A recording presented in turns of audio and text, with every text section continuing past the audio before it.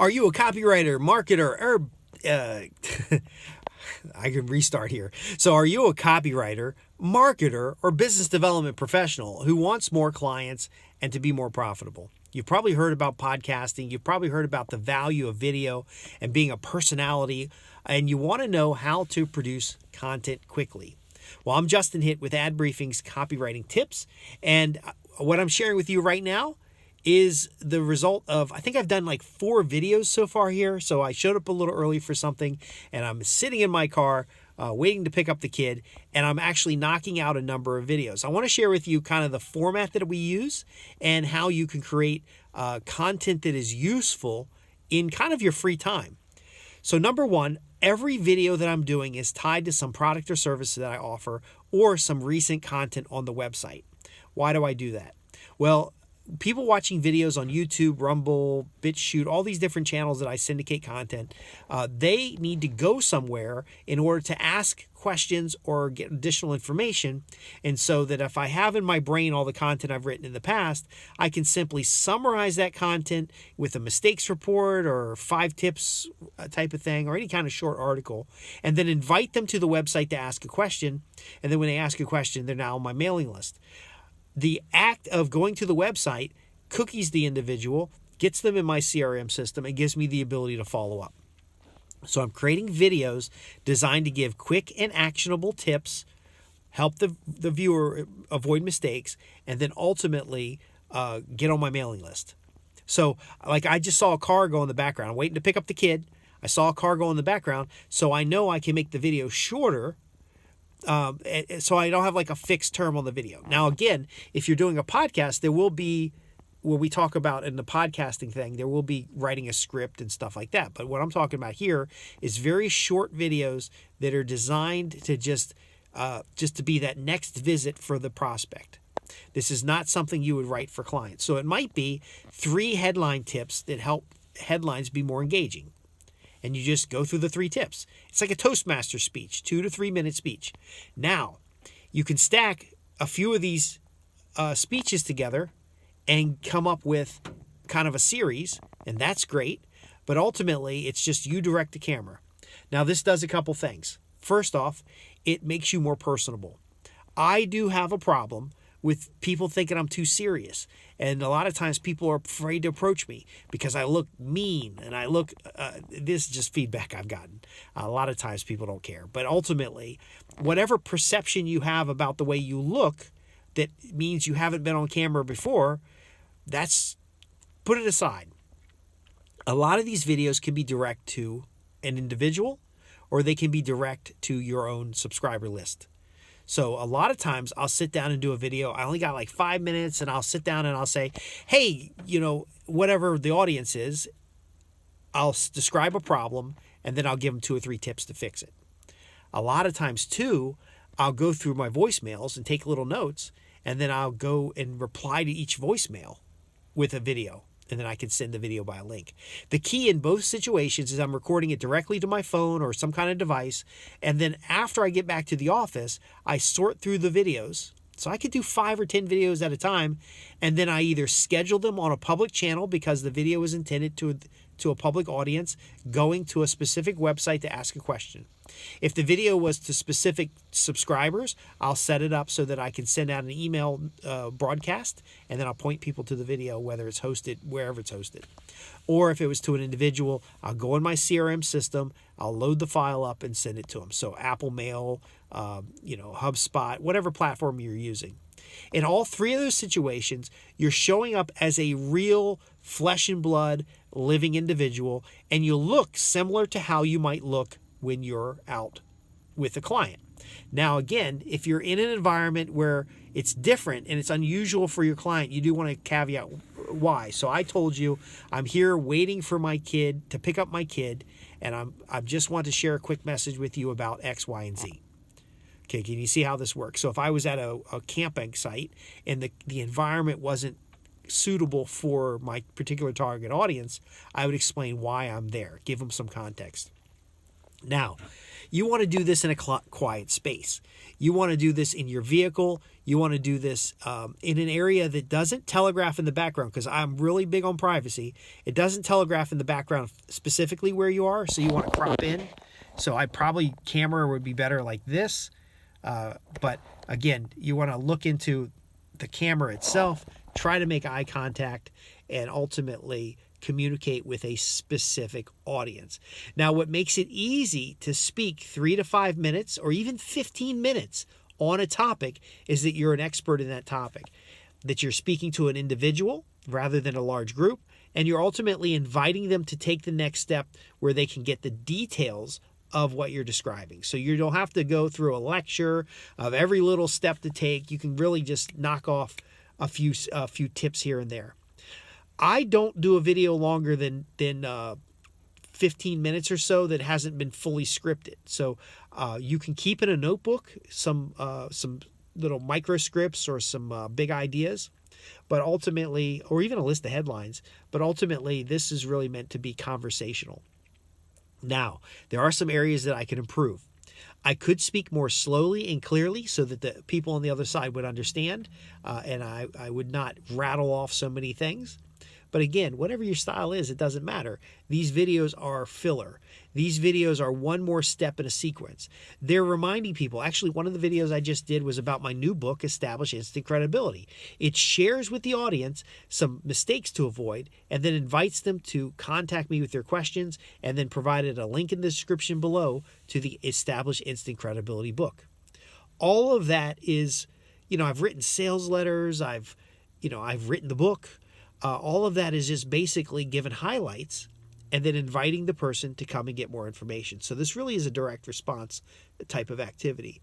Now, if you're a copywriter, you want to focus on videos because it feels good to do these videos in the sense that like there's some accomplishment, but you want to do videos to generate leads. So the easiest video to do is the lead generation video. Hey folks, I just wanted to check in because a lot of people have been asking about how to hire a copywriter. Now, I'm not going to pitch you on hiring me because there are a lot of copywriters that are unique and useful for different situations. So let's start there. The first thing you need to know when hiring a copywriter is what kind of copy do you want? See, do you see what I just did? It's a formula. So we're basically creating rough drafts in our in-between time, and then ultimately getting them out. Now, why do these videos work so well? Well, it's very important to understand that people are not interacting face-to-face anymore, okay? So they don't see what people look like, and then when they see them, they're surprised. So people don't know, I live in a rural area. I have a beard. When we interact, I look different than I did 10 years ago. So I want you to be up to date on what I look like so that you aren't surprised, and then ultimately we can do some business together. We've gotten that out of the way. So what's valuable about these videos is they're direct-to-camera headshot videos, is that I can repurpose them a lot of different ways, but they start building up that relationship, that interaction. So for example, I could take this video that's in this format here, and then on the side over here, put a slide deck. So I could send the video to my assistant or an assistant, Fiverr or whatever platform you're using.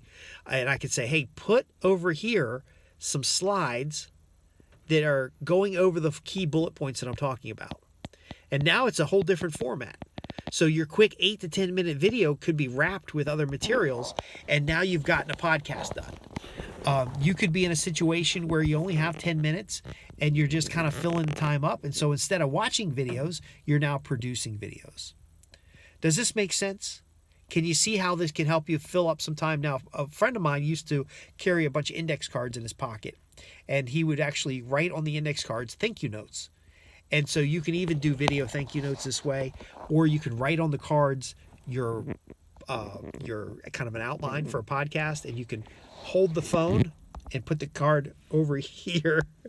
I don't have a card up over here, but if I did have a card over here, it would be over here, and I could basically read off the points. What I'm really getting at here is that content creation is valuable, but you want to create meaningful content. Okay, because I bust the myth on content marketing. We talk about that at ad briefings. I bust the myth about, just volume of content. You want purposeful content that is useful. So I want to show you who I am. And so you get to know me as an individual. I want to mention, if I think the beard is weird or the redneck look is weird, or that I'm wearing a shirt that I've had since high school, I want to explain that I write about thrift and some of the newsletters that I have, and I talk about outdoor topics, and my area of expertise is writing for construction companies, electrical contractors, logging services companies. And so this look is not unusual to them. If it's unusual to you, that caveat helps me also identify an audience. So can you see how this works? I should explain the sinus issues. This again has been my I think it's my fifth or sixth video in the time that I've been waiting here. Every video, again, is only 5 to 15 minutes. It doesn't really take a lot of time to do it. It's just you have to follow a formula. Now, I talk about this in depth in my podcast formula program, and then I also have a sales letters formula program. The key is when I do the videos, I am either creating a podcast for specific use that I know it's 15 minutes long, 10 to 15 minutes long. I'm generating leads, so I'm going to tease a topic and then offer a few useful tips, kind of the results in advance method that Frank Kern talks about. Or I'm going to talk about, I don't want to do that. Or I'm going to talk about something specific that takes you to the next level. That wasn't for you. That was for flicking off the concern that I can't create content that's useful to my clients. No, you just have fun. You have a conversation.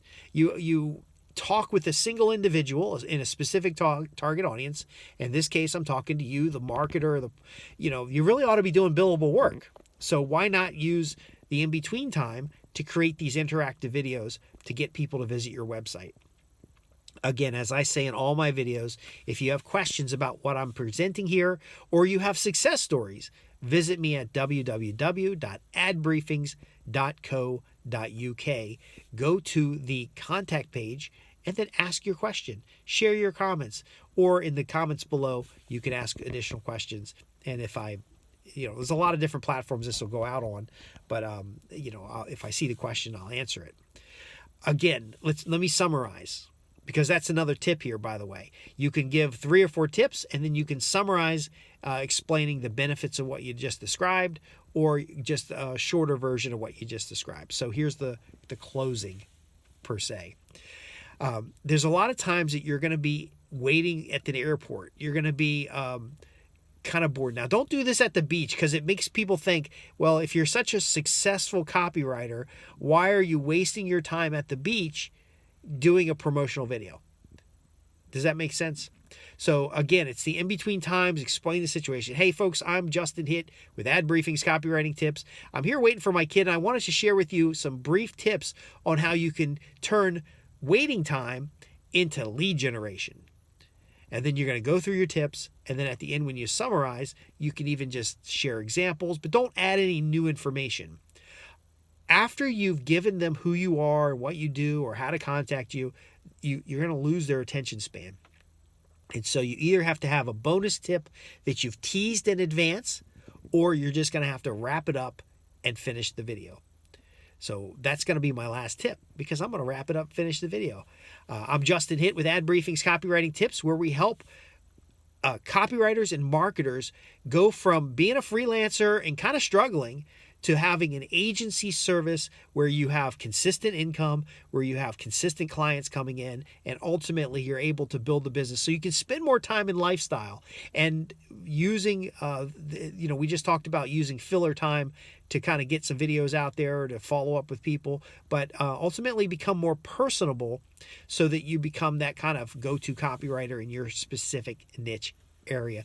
Thanks for watching. Again, I'll look for the comments, and you can always ask questions at www.insidestrategicrelations.com, and I'll see you on the next podcast.